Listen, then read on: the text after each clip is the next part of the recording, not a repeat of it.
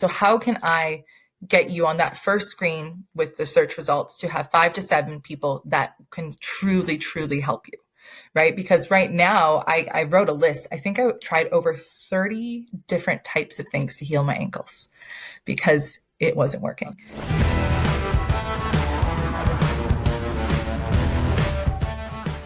Hello and welcome back to the Ignition Path Podcast. My fellow Igniters, welcome in. I appreciate you joining us.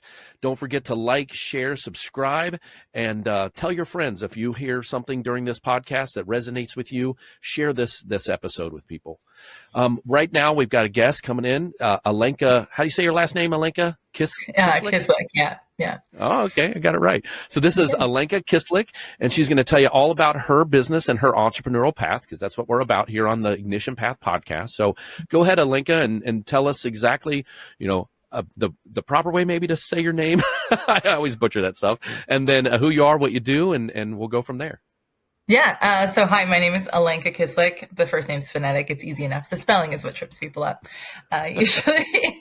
And I have recently decided to launch a business. I've been in software creation, product management for almost 15 years of my career. And through a series of health issues, which I'm sure we'll get into, I realized that I wasn't finding the answers in conventional medicine, and I found them in other ways. And so I decided to create something that could also help other people. And so the business is called Saha. And the concept is that we match people based on shared values. So we match providers and clients based on shared values to help them find someone that can help them where they're at today. And this is much like any sort of matchmaking system, right? If you think about booking vacation rentals or other types of things that where it's like, hey, I have a series of filters and then there's a series of, places I can be connected with. We're doing that, but we're doing it with different types of providers, healthcare providers, and this healthcare and modalities, right? So we're talking a range of things from like acupuncture, chiropractic, functional medicine to things like physical therapy, pelvic floor therapists, breathwork practitioners, coaches, et cetera. Just depend, nutritionists, dietitians, depends on what you need. That's fantastic. Sorry, my recording software just pushed something up on my page and I've never seen it before. So I had to read, what is it telling me? I'm like, what is it telling me? So hopefully this is going good. But yeah, that's great. So what is the background that you have that even brought? I mean, you said software, but do you have any healthcare background as well, or just through the process of your health journey, this came about? So background in software, but anything in health other than your own issues? My own issues, don't we all? Your own lack of better terms. I often don't say the right words every time. No, I'm good with issues. We all have. I got issues too. We all got issues. Yeah. Now I'm gonna have that song stuck in my head. Yeah. So, I don't have. Yeah. I don't have a background in medicine. I am a super curious person and I research a lot. That being said, I am building a medical and modality advisory board so that everything gets vetted through them. I am the person building the system. Someone else is vetting that aspect of it because I don't want to ever say I'm the expert in something I'm not. Gotcha. You're the expert in the software and building that part of it, and then lining people up and making sure they have an answer. It's a great service. I mean, who knew that's what we need in this world? But it definitely sounds important to make sure that this is something that people can find and people can use. Is it live and running now? Like, can we post it in the description below, or is it in beta? We're going to be running focus groups soon, and the wait list is live. So for people who are interested, they can sign up there. But no, we're in the beginning stages of it. Everything takes longer than you think it is. We were talking about renovations before we started. Software is very similar to renovations. It always takes longer. Exactly. 100%. And this is great because that it automatically leads us to another podcast later on once everything's up and running. We're at the ground floor of you building this, and we're introducing it to the listeners here. So that's fantastic. So when it comes to your health and background and what you've gone through to get you to this point. Is that something you're willing to share with the audience? And you know, not trying to push and prod. I know that some things are definitely very very personal, but you know, if your story can even help one person, you know, that would be great if you're willing to talk about it and where you came from with all that. Yeah, I'm happy to talk about it. And every time I talk about it with somebody, something new comes to light, and I learn something about myself as well, which is always fascinating. But yeah, I went through a couple of things that I think a lot of people can relate to. So the kind of starting point was this: is I went through a really horrible burnout, like dysfunctional, could not feed myself, could barely get out of bed. Like I just pushed myself too hard for. It was 6 to 7 years, let's say, was like the brunt of it, but I'm sure the overachieving, people pleasing aspect of it started before then. And I wasn't really getting answers when I was speaking with therapists. There wasn't really a lot of help there. And what did help me though was the community I had around me, my family, my friends, people who, you know, showed up and checked on me like, hey, did you eat today? Let me make you some food. Like, right. Let's get you out of the house for a walk, right? Like these, because when you're so drained that you can't even think of what you need for yourself, right? I'm sure a lot of people can relate to that. Yeah, and paramedic life, we can commute, you know, commit to that. So yeah, I know 2 paramedics in my life who have taken time off because of that. Yeah, it's a real thing. Yep.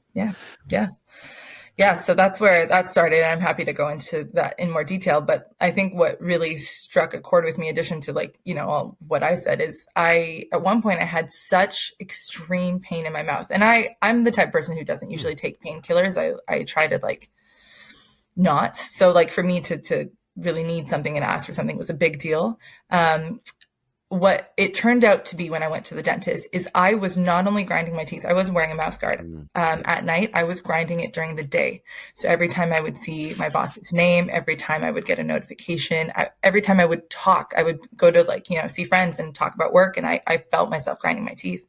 And my dentist said, hey, you have ground your teeth so bad that it will not get better. So now I cannot have really cold or really hot things. It hurts. It actually hurts my teeth. I've ground it down so much. So, it's one of those things I was like, oh, like, you know, I'll do what I can. I ended up getting Botox in my jaw to numb that nerve so that you can't grind, which is a temporary solution, right? Botox wears off, but like, it was nothing I had ever considered, but I was so desperate. I'm like, I'm not willing to ruin my teeth for the rest of my life. I'm going to suck it up and do this because I like food. Yeah, food is good. And the first part of digestion is always great, you know, grinding it up. And, you know, I mean, luckily we have false teeth in the world, but yeah, you don't want to go that route. My mom, when she fell on concrete outside of her high school, when she was a teenager, she knocked out like all of her teeth, top and bottom. Like, so she had to go, they extracted everything, and she had false teeth from 18 on. Yeah. Poor thing. Yeah. So, I mean, and she lived a healthy life and everything, but yeah, you don't want to go down that path for sure. So did it cause like migraines and stuff too with that grinding and like, did it have anything to do with, you know, so are we clear to say that the burnout was a depressive state, or did they diagnose you with something different? My psychiatrist diagnosed me with a terrible job, and said I needed to quit. Basically, PTSD of the IT world. It's real. No. Yeah, no. She was like, "This is a temporary solution, or a temporary situation, and I know that once you quit, it's going to go away."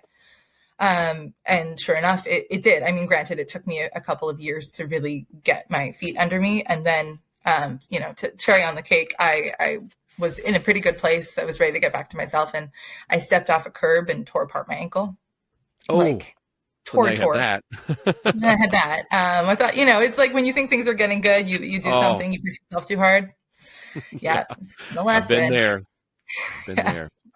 I chopped up my fingers on a table saw and got the top of this one off and then got into the other 3. Luckily, the blade was only up 1/4 of an inch, and it was just a stupid mistake. I did the wrong thing and it kicked the board out and my fingers dropped onto the saw blade.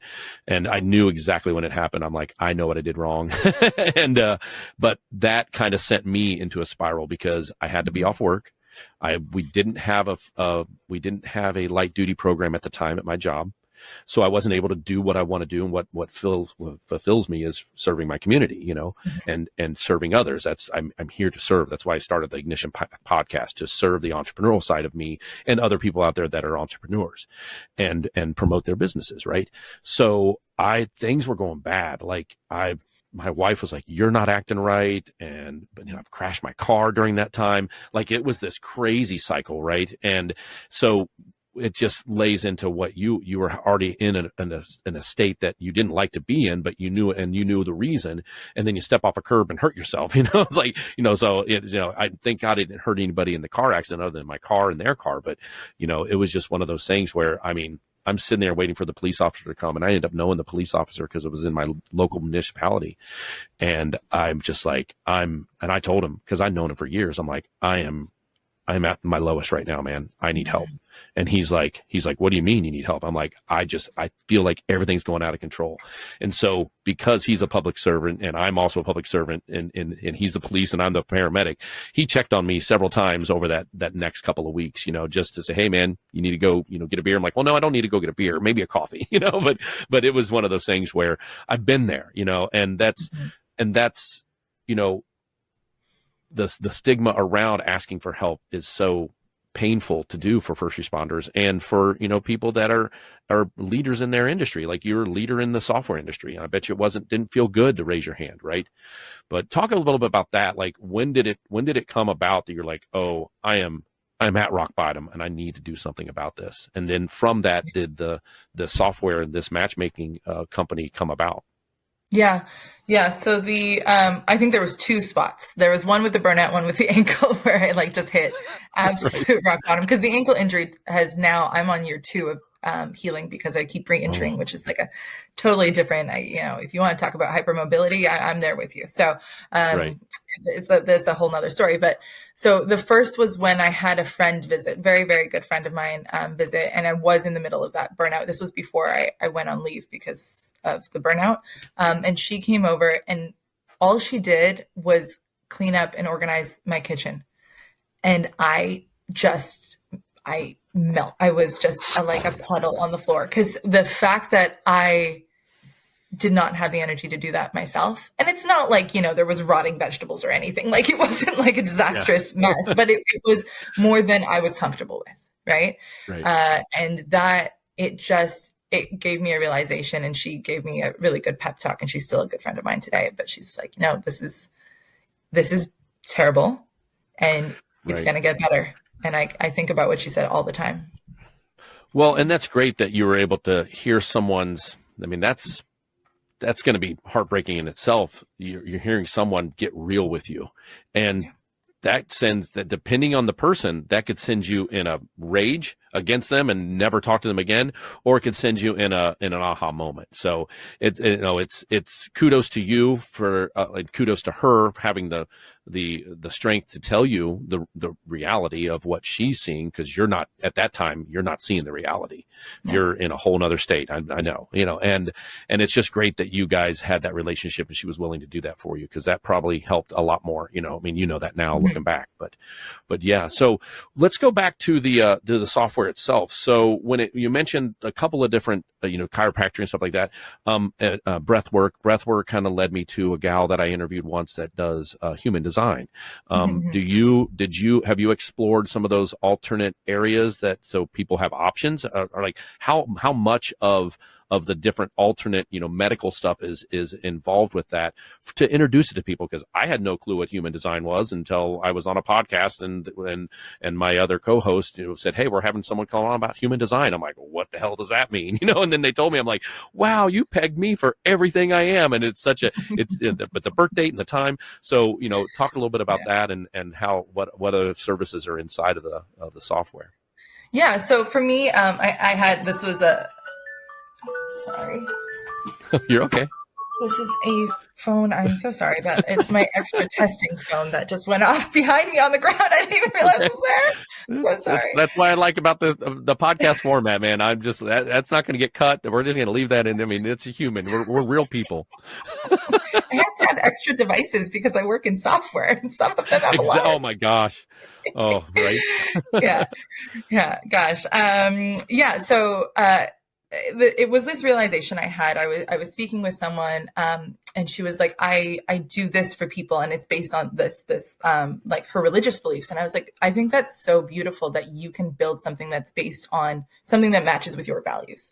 And so from the, like what you're talking about, we're going to create I'm jokingly calling it a woo-woo scale right now, but like a sliding scale right now that has like, traditional kind of healing or traditional medicine, and then like open to the universe on the other side, and you can kind of pick where you are in that scale, and then that, along with your symptoms and a bunch of other things, will match you up with the right providers, because I do think that is part of values and what we're comfortable with, right? Like you might be open to breath work or human design or whatever, but not everyone's comfortable with that. No, and I don't think it's, and what I see with a lot of what exists out there today is it's like, hey, we provide therapists, we provide functional medicine, we provide like one specific focus thing, which is great. And it's wonderful that that exists. I do think though that people often want more options. Like I have a friend of mine who's tried therapy and it doesn't work for her. Because it makes her relive her trauma and she just can't, like, it's just too much for her. But there are other types of modalities that exist that could help her work through that without having to go through those horrible things. Right.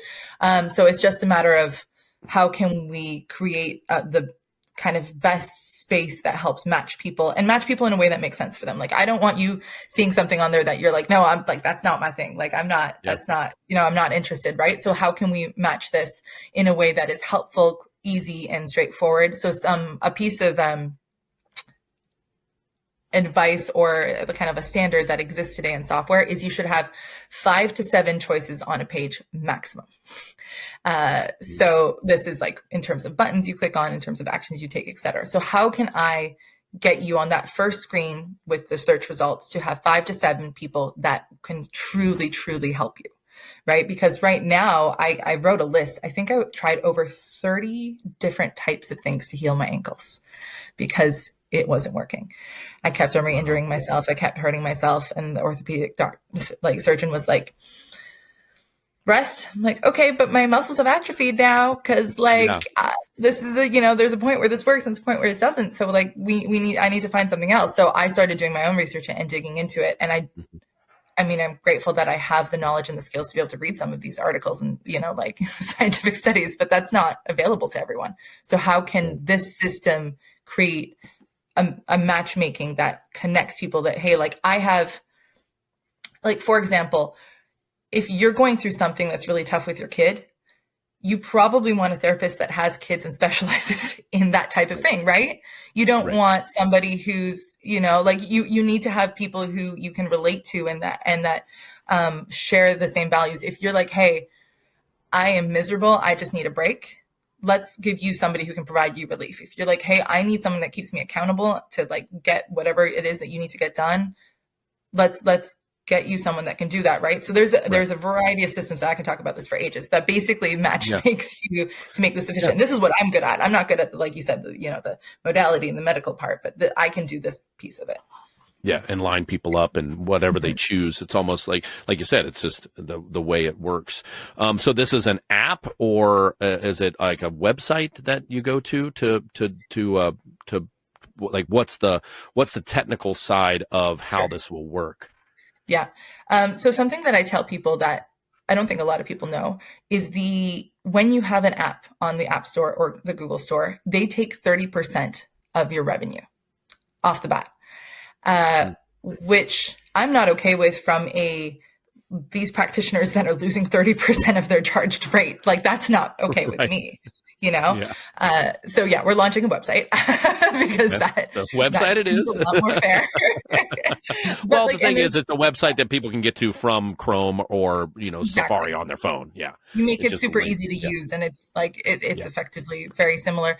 Apps have a lot of benefits, and I can talk about the pros and cons of app versus website.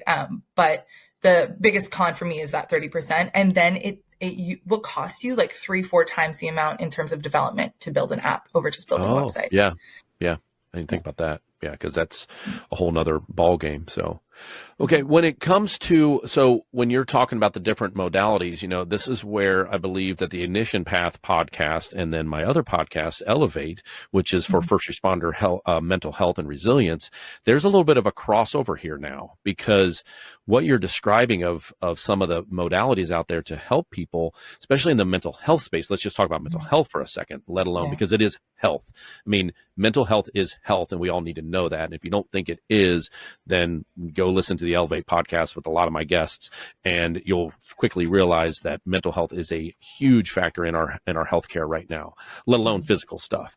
But a couple of the guests that I had on the Elevate podcast would be right up the alley of a different modality, like Maury Zelkovich, for example. He is a brainwave entrainment specialist, and he uses the frequencies with headphones on to listen to sounds and music that he's produced that stopped his mental health crisis on a dime. And other things like my latest guest, who is Dr. Lipoff, he's out of Chicago, and he does a ganglion injection to numb up the nerve that's back behind us here, that instantly, within a 10-minute treatment, it stops somebody with suicidal ideations. So there is a lot of things that this podcast and are getting to know each other, and our future, discussions, and you're in my network now, and you're in my ecosystem, and we've talked about some other things we're definitely going to be retouching base on when you're getting to another level of your own podcasting, right?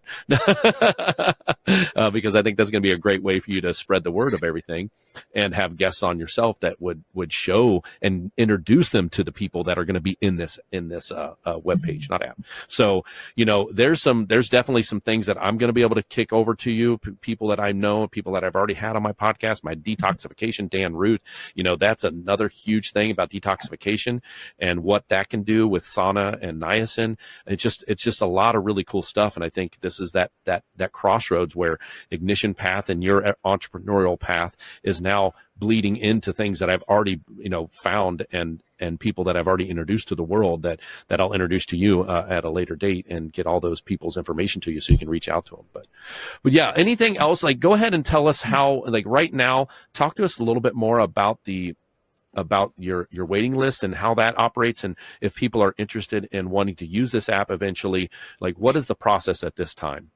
Yeah. Actually, from a business perspective, you brought up waiting lists, and something that I've learned recently that I think is fascinating is why waiting lists are so important. So, because this is an entrepreneurial podcast, I'm gonna get a little insight into all of the research I've been doing, and then we'll get into how you can contact me. But waiting lists are important for two reasons. So, one of them is that people, algorithms change, things change. And so you are effectively using someone else's platform for social media that you don't control. And so if they decide to change something up, you could lose out on that audience you have. So a waiting list is something that you own, that you can use, or an email list, right? And that's why investors find email lists really important. And the higher subscription rate you have on that email list, the more dedicated interest they gauge and the more comfortable they are with investment. So it's just like an interesting thing that I've been learning and putting pieces together. So in terms of the waiting list, it's sahacollective.com. And then you can find me on Instagram, TikTok, and YouTube, saha.collective. So that's SAHA. And yeah, we're going to be talking a lot about the business, the modalities, bringing people on. And something I tend to forget because it is really important, but it's just not something people think about, is one of the key pieces of Saha is we are creating a fund that will be available for people who otherwise would not be able to afford the services, because I don't think... Yeah, that's great. Yeah. So it's like you've got a nonprofit built into it. Yes, exactly. Like, so help them out. To help people out. So we're going to take a portion of the fees that our proceeds, and we're going to put it towards this fund. And then that means that the people who are serving also get paid, because they want to help people, and they want to help everyone usually. And it's not, they can't do it without getting paid, at some level, because they have families and lives and, they Right. need to eat. So Yeah, that's good. Yeah. it's healthy Have to have things, right? nutrition. You know that when you didn't eat for how many ever months. Yeah, not well. Yeah, so that's like a really core part of the business, and it's going to be going live Yeah. as soon as we go live. Fantastic. When it comes to, so the word Saha, what does that stand for? I don't think we covered that, or did we? I don't think we did. I don't think we did. So Saha is, well, first of all, it's easy to spell and pronounce, which was really important from a business perspective. Yeah. Absolutely. Yeah, but it translates to together or endure. And what I have found is that we endure through hard things together. We don't do it on our own.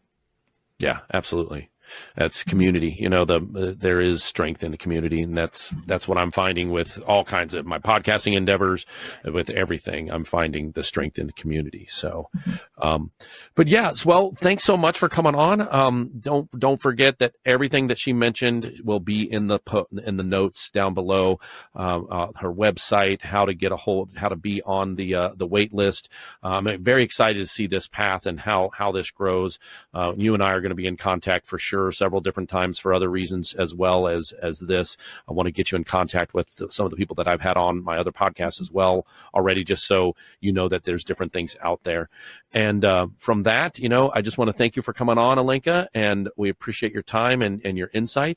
And don't forget to subscribe, like, share, all that good stuff. If something resonated with you on this podcast, don't hesitate to share it with your friends so we can get her information into their ears and help people, because that's ultimately what I am put on this earth to do, is to help people by being a paramedic. And now when it comes to the entrepreneurial space, I want to help my fellow entrepreneur grow their path and be a part of their path. And I think that Alenka and I have definitely established that. We've had a couple of other offline conversations that she knows what I'm doing and the great things that I'm planning on doing for my retirement with this podcast platform, and knowing more about what she's doing. It's amazing. I appreciate it, Alenka. So thanks again for coming on. And any last words or? No, I'm just really, to what you said, I think it's like, you're here to help people. And like, if I'm one of those people, I'm finding I am here to help people. And that is what I find the most fulfilling, is to help other people. That's why I'm doing what I'm doing. Awesome. All right. Well, thanks so much, everybody. Take care. And thanks for tuning in. We appreciate you coming on the Ignition Path podcast. Take care, everyone. Thank you for listening to Ignition Path, fueling the entrepreneurial fire.